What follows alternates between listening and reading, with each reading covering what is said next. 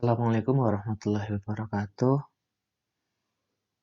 Untuk perkuliahan online di kesempatan kali ini pada mata kuliah metodologi penelitian, kita akan membahas tentang etik penelitian kesehatan. Untuk nanti akan ada tugas yang harus dikerjakan atau kuis, dan silahkan nanti dijelaskan secara singkat di kolom forum dan dijelaskan secara lengkap di-upload di kantung tugas atau kantung kuis. Dan insya Allah nanti saya kasih waktu 1 pekan untuk pengumpulan atau submitnya. Kita mulai saja. Ketika kita bicara tentang penelitian, maka tidak akan lepas dari etik penelitian. Kenapa? Karena ini hubungannya dengan moral, ya, atau hubungannya dengan perilaku peneliti. Dan perlu digarisbawahi bahwa karena di dalam etik penelitian ini menyangkut hak-hak dari responden. Ya, jadi etik penelitian ini terutama untuk penelitian-penelitian dengan responden adalah manusia atau objek penelitiannya manusia. Jadi mereka juga punya hak, ya, untuk kita tunaikan atau seorang peneliti tunaikan. Dan terkait dengan pasien, ketika misalkan dilakukan penelitian atau sebagai objek penelitian, maka jangan sampai penelitian yang kita lakukan malah mengganggu responden atau merugikan responden. Makanya butuh etik penelitian. Kita lihat di beberapa periode sejarah atau beberapa abad yang lalu atau beberapa puluh tahun yang lalu banyak terjadi pelanggaran, ya, terkait dengan hak individu atau subjek manusia. Nah, di sekitar tahun 1932 sampai 1970, ya, itu ada terkait dengan kasus Tuskegee. Ya, ini studi yang mempelajari perjalanan penyakit sifilis pada manusia negro. Nah, pada subjek, ya, orang negro tersebut tidak diberikan pengobatan. Nah, ini kan mengganggu, malah bisa menimbulkan kematian. Nah, padahal obat-obat penisilin telah ditemukan, ya, dan telah digunakan pada tahun 43. Nah, ini merugikan responden, ya, atau membahayakan responden. Harusnya diberikan pengobatan, malah tidak diberikan pengobatan untuk karena berhubungan dengan penelitian. Kemudian juga kasus Willowbrook, ini tahun 50, ini studi yang mempelajari penyakit hepatitis dengan menyertakan anak-anak terbelakang. Nah, anak terbelakang ini termasuk kelompok yang rentan yang tidak dapat memberikan persetujuan yang mendasari kesukarelaan sebagai subjek penelitian. Pada tahun 63, ya, Jewish Hospital melakukan studi yang menyertakan orang jompo sebagai subjek. Nah, dengan menyuntikkan sel kanker, nah ini membahayakan bagi responden. Nah, padahal ya memang ini tujuannya untuk penelitian, untuk mempelajari reaksi imunologinya, tetapi ini bisa membahayakan atau menimbulkan kematian bagi responden. Nah, ini tidak boleh ketika kita melakukan penelitian, tapi malah berdampak negatif atau merugikan responden. Walaupun tujuan kita baik untuk menemukan masalah, gitu ya, untuk menemukan masalah penelitian. Nah, kita lihat Terkait dengan etik penelitian, ini di sini butuh pemahaman, ya, penghayatan dan pengamalan, ya, tentang pertimbangan baik dan buruknya. Nah, di sini berkaitan dengan moral, ya, moral seorang manusia. Nah, sedangkan moralitas ini adalah atau merupakan nilai moral sebagai acuan untuk mempertimbangkan baik dan buruk. Nah, kalau misalkan penelitian ini buruk untuk responden, ya maka jangan dilakukan. Ya, kalau dilakukan berarti ini moralnya buruk. Tapi kalau ini baik, bisa dilakukan, nah ini moral yang baik. Apabila penelitian ya akan berdampak eh, sesuatu yang buruk bagi responden, kalau tidak dilakukan oleh peneliti, tidak dilakukan atau tidak dilanjutkan penelitian, maka moral dari peneliti itu moral yang baik.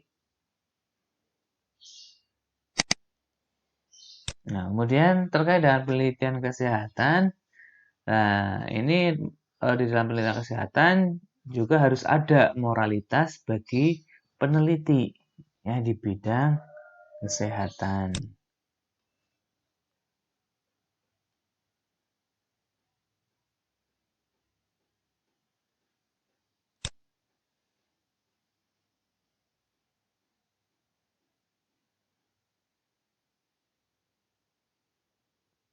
Nah, jadi etik ya, jadi etik penelitian kesehatan ini em, merupakan moralitas bagi peneliti di bidang kesehatan. Nah, bagaimana dengan falsafah moral dan teori-teori etika?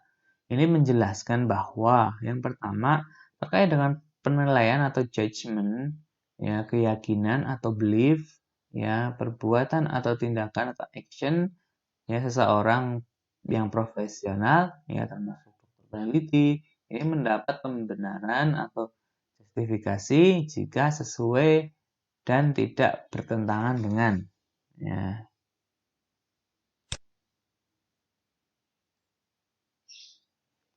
tidak bertentangan dengan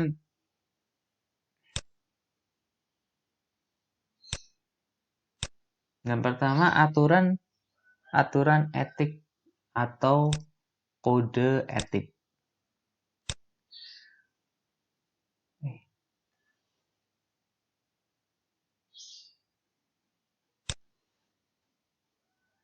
Nah, aturan maaf.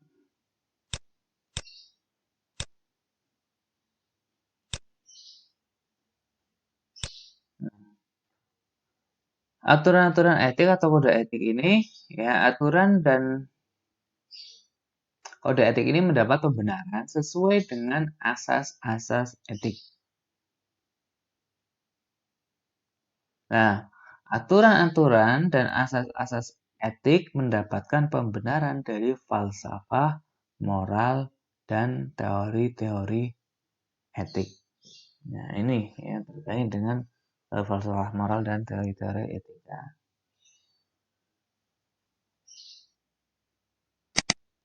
Lanjut, nah, bagaimana definisi etika penelitian? Etika penelitian adalah persoalan norma atau standar yang harus digunakan sebagai pedoman. Nah, ini berhubungan dengan norma, berhubungan dengan eh, moral, ya, norma yang harus menjadi pedoman di dalam melakukan penelitian. Dan peneliti ini bertanggung jawab secara legal. Ya, segala hal yang terjadi pada subjek penelitian ini harus menjadi tanggung jawab secara legal ya, oleh peneliti. Nah, penelitian dapat dipertanggungjawabkan baik yang menurut pandangan etik maupun pandangan hukum. Bagaimana kompetensi etik? Nah, dalam kompetensi etik ini, ya, ketika seorang kompeten ya di dalam etik penelitian mempelajari etika penelitian, maka dia seharusnya memahami dan menghayati dimensi etik penelitian kesehatan. Kalau sudah memahami dan menghayati, maka diamalkan. Jadi, mengamalkan sikap untuk merancang dan melaksanakan penelitian kesehatan dengan memperhatikan permasalahan etik yang mungkin muncul. Nah, kalau sudah mengamalkan di sini, mengamalkan sikap untuk merancang dan melaksanakan penelitian kesehatan, maka di sini disesuaikan dengan pola penelitian. Ya, maka kita harus menyesuaikan pola penelitiannya seperti apa. Nah, setelah itu baru di situ yang terakhir adalah memenuhi acuan etik yang berlaku. Selanjutnya, nah, terkait dengan penelitian kesehatan. Ya, penelitian kesehatan dengan subjeknya adalah manusia. Nah, bagaimana kalau penelitian kesehatan tersebut subjeknya manusia? Maka yang harus dilakukan adalah memperhatikan keseimbangan resiko dan manfaatnya. Maksudnya apa?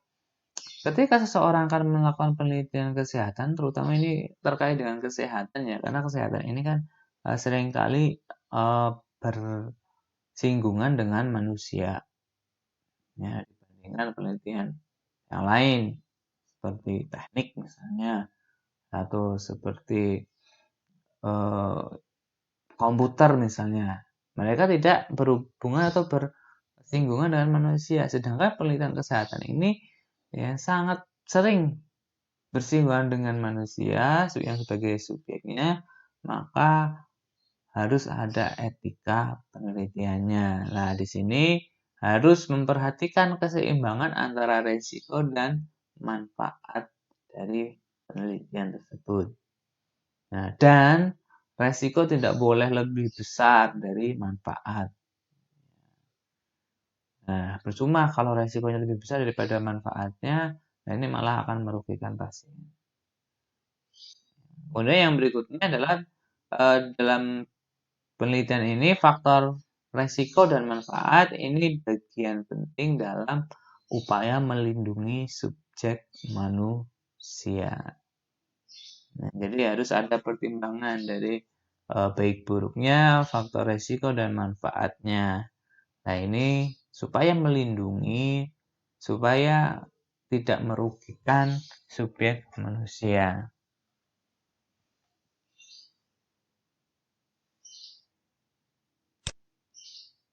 Nah, terus bagaimana prinsip etik dalam penelitian kesehatan?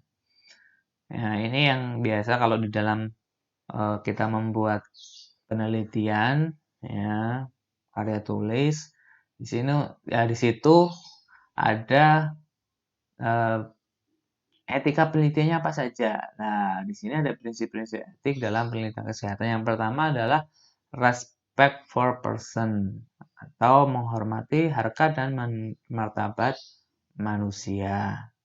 Kemudian yang kedua adalah beneficent. Ya, beneficent ini yaitu berbuat baik ya atau bermanfaat ya dengan memaksimalkan ya manfaat dan meminimalkan resiko. Maksudnya apa? Maksudnya secara gampang beneficent itu adalah penelitian tersebut bermanfaat ya bagi subjek penelitian ya atau bagi pasien atau bagi responden ya. Jadi harus ada manfaatnya. Kalau penelitian tersebut tidak ada manfaatnya ya maka jangan dilakukan ya. Maka harus penelitian tersebut harus beneficent. Kemudian yang ketiga adalah justice atau keadilan bagi seluruh subjek penelitian. Jadi penelitian ini harus adil, ya tidak hanya satu orang yang mendapatkan manfaat tapi yang lain mendapatkan kerugian. Maka harus adil bagi seluruh subjek penelitian. Selanjutnya yang keempat ada veracity atau kejujuran. Ya, di dalam melakukan penelitian, peneliti harus jujur, ya, terutama jujur kepada responden atau subjek penelitian. Ya, jangan ada yang dirahasiakan atau ditutup-tutupi, ya, untuk memperlancar jalannya penelitian, ya, seseorang supaya respondennya mau atau supaya subjek penelitiannya mau menjadi apa namanya diteliti, ya, atau orang atau responden mau menjadi subjek penelitian, maka peneliti menutupi, ya, atau tidak jujur atau eh, ketika menjelaskan kepada responden tidak sesuai dengan yang ada di rancangannya atau yang ada di karya tulisnya atau di penelitiannya. Nah, maka ini tidak diperbolehkan. Ya, jadi tidak boleh. Nanti kalau misalkan hal itu terjadi, kemudian penelitiannya dipublikasikan dan apa namanya subjek penelitian tahu, ya, nah ini bisa dituntut. Nah, karena tidak sesuai dengan apa yang sudah dijelaskan kepada responden atau pada subjek penelitian, ya. Nah, mereka merasa dibohongi misalnya, ya ini bisa menimbulkan kasus hukum.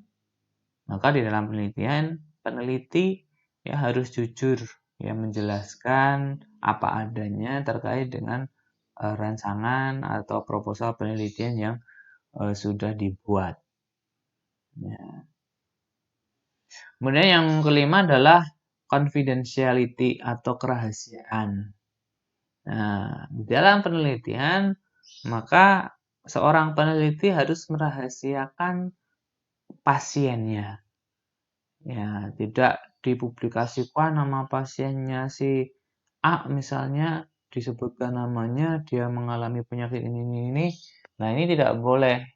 Ya, ini terkait dengan hak pasien. Nah, jadi pasien mempunyai hak, ya, supaya aibnya gitu ya atau keburukannya atau penyakitnya untuk tidak disebarluaskan. Makanya butuh ada confidentiality. Biasanya ketika di dalam penelitian, ya, maka ketika kita menjelaskan, ya, atau kita menuliskan di karya tulis ilmiah atau ketika kita menjelaskan kepada penguji atau ketika kita melakukan diseminasi, ya, atau publikasi, maka nama pasien biasanya diganti dengan eh, apa namanya di atas nama, ya, misalkan inisial, diberikan inisial, misalkan namanya Ahmad misalkan berarti inisialnya A, ya, atau pasien 1, pasien 2, pasien 10, ya, pasien ke-11, ya, jadi seperti itu. Jadi dirahasiakan identitas dari pasien atau dari responden. Selanjutnya yang keenam adalah non-maleficent. Non-maleficent. Nah, non-maleficent ini yaitu tidak merugikan atau do no harm.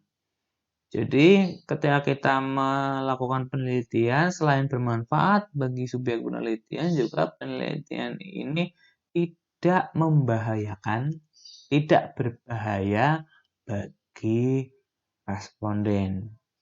Contoh, ya ada pasien disuntik sel kanker. Nah, ini kan membahayakan pasien. Nanti pasiennya bisa mengalami penyakit kanker. Atau ketika kita melakukan penelitian, ternyata diberikan suntikan yang bisa menyebabkan pasiennya meninggal atau malah jadi sakit. Nah, ini juga tidak boleh. Maka tidak boleh membahayakan atau merugikan bagi subjek penelitian. Lanjut yang berikutnya. Nah, ketika kita melakukan penelitian kesehatan pada manusia, harus memenuhi dua kriteria yang mengacu pada deklarasi Helsinki, Yang pertama adalah kriteria kepatutan dan kriteria persetujuan. Apa itu kriteria kepatuhan? Ya, di dalam kriteria kepatuhan ini banyak ya kriterianya. Ya. Yang pertama ada harapan bahwa penelitian tersebut memberikan wawasan baru yang tidak dapat diperoleh dengan cara lain. Kemudian manfaat penelitian tersebut harus lebih banyak daripada resikonya. Kemudian yang tadi sudah kita bahas. Kemudian kepentingan manusia, subjek penelitian selalu ditempatkan di atas kepentingan ilmu pengetahuan. Yang lain, penelitian tersebut harus sesuai dengan prinsip ilmiah dan harus didasarkan penelitian laboratorium maupun penelitian hewan percobaan. Ya, serta harus didasarkan pengetahuan yang cukup dan ilmiah. Nah, protokolnya juga harus jelas dan tertulis dan dinilai terlebih dahulu oleh komisi etik yang independen.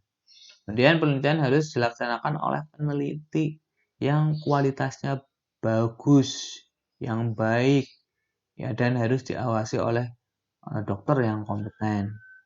Kemudian dalam penelitian dengan subjek manusia ini berlaku standar profesi tertinggi.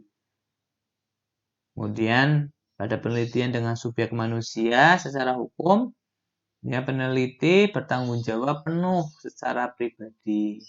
Jadi hanya ada tanggung jawab ya peneliti. Selanjutnya integritas subjek harus selalu dijaga dan dilindungi, baik itu fisik maupun psikologisnya. Nah, jadi tidak hanya tidak membahayakan secara fisik, ya, tapi juga tidak membahayakan secara psikis pasien. Jangan sampai ketika dilakukan penelitian, ya setelah dilakukan penelitian pasiennya malah jadi depresi, ya itu tidak boleh. Dan yang berikutnya privasi subjek harus dijunjung tinggi. Ini terkait dengan kerahasiaan. Ya, jadi pasien punya hak privasi, ya, atau responden punya hak privasi. Maka privasi subjek harus dijunjung tinggi. Nah, kemudian penderitaan badan ataupun rohani dari subjek harus dibatasi secara maksimal. Ya, harus dilakukan pencegahan semaksimal mungkin terhadap kerugian, kecacatan, dan kematian dari subjek penelitian. Dan yang terakhir adalah terkait dengan setiap penelitian ya segera harus dihentikan jika ternyata ada subjek yang mengalami kerugian, kecacatan, atau kematian. Nah, kemudian khusus nih untuk penelitian uji klinis eksperimen dengan subjek penderita. Ya, terdapat syarat khusus. Yang pertama, ya penelitian ya atau uji klinis terhadap pasien hanya diperbolehkan bila ada indikasi medis. Kalau tidak ada indikasi medis maka tidak boleh. Kemudian penelitian pada pasien atas dasar indikasi medis dan dengan persetujuan pasien hanya dapat dilaksanakan jika peneliti adalah bukan dokter yang merawatnya. Ya. Kemudian dalam pelaksanaan penelitian, peneliti dan pasien harus yakin ya bahwa yang digunakan untuk metode diagnostik atau terapeutik yang sebaik mungkin. Nah, jika ada pasien yang tidak memberi persetujuan untuk ikut dalam penelitian, maka hal itu dijamin tidak ada dampak negatif terhadap hubungan seorang pasien dengan dokternya. Ya. Jadi tidak boleh karena pasiennya menolak untuk dijadikan subjek penelitian, kemudian dokter yang meneliti yang sebagai dokter yang mengobati juga tidak mau mengobati lagi atau jadi hubungannya renggang misalnya jadi judes atau jadi kurang care, nah makanya tidak boleh. Maka harusnya ketika ada penolakan ya tetap hubungan sebagai dokter dengan pasien atau perawat dengan pasien tetap sama ya seperti sebelumnya. Kemudian pasien yang sedang dalam keadaan koma ya atau pasien yang punya penyakit yang tidak mungkin dapat disembuhkan atau pasien yang dalam stadium akhir tidak diperkenankan sebagai subjek penelitian. Nah, bagaimana yang kedua terkait dengan kriteria persetujuan? Nah, kriteria persetujuan ini itu kita sering sebut sebagai informed consent. Ya, jadi informed consent ini tidak hanya ketika seseorang mau dilakukan operasi, kemudian diberikan informed consent. Ya. Tapi informed consent ini dilakukan juga di dalam penelitian kepada subjek manusia, terutama mereka yang menjadi seorang pasien atau mereka yang sakit. Nah, yang sehat pun tetap diberikan informed consent. Atau persetujuan ini biasanya diberikan atau disodorkan ke responden ya setelah sebelumnya responden diberikan penjelasan terlebih dahulu. Nah, ini merupakan syarat mutlak ya penelitian kesehatan harus ada informed consent kecuali penelitian kesehatan yang tidak berhubungan dengan manusia. Ya, maka tidak perlu informed consent. Misalkan pada hewan, uji itu tidak perlu informed consent. Tapi kalau pada manusia merupakan syarat mutlak penelitian kesehatan. Kemudian informasi selengkap mungkin tidak boleh ada kerahasiaan oleh peneliti. Ya, jadi segala informasi harus dijelaskan secara lengkap kepada subjek penelitian. Ya, harus lengkap. Tidak ada yang ditutup-tutupi atau dirahasiakan. Kemudian yang berikutnya adalah isi informasi harus mencakup ya, deklarasi Helsinki. Ya, ini terkait dengan tujuan, ya, kemudian metode, ya, kemudian antisipasi terkait dengan benefit ya dan potensial hazard ya. Jadi tetap harus melihat manfaat dan mengantisipasi potensi dari bahaya. Ya, selain itu juga terkait dengan ketidaknyamanan responden juga harus dilihat. Lanjut yang berikutnya, bagaimana manfaat dari informed consent? Ini yang pertama, ya, kenapa informed consent ini dilakukan? Yang pertama adalah untuk menghormati pada subjek penelitian. Ya, mereka merasa dihormati, ya, bahwa merasa dihargai, ya, ketika mereka menjadi subjek penelitian. Yang kedua adalah melindungi subjek penelitian. Ya, dengan informed consent ini, ya, ini akan melindungi subjek penelitian. Jadi peneliti itu tidak melakukan penelitian di luar dari apa yang dijelaskan. Ya, sehingga ketika ada sesuatu yang tidak sesuai dengan apa yang sudah dijelaskan sebelumnya, ya maka ini bisa berakibat pada etik legal bagi peneliti. Nah, di sini ketika subjek penelitian dilakukan intervensi yang tidak sesuai, ya maka peneliti harus kembali lagi mengingat terkait dengan informed consent. Nah, sehingga peneliti tidak akan keluar dari apa yang sudah dijelaskan kepada subjek penelitian. Maka ini memang benar-benar melindungi subjek penelitian.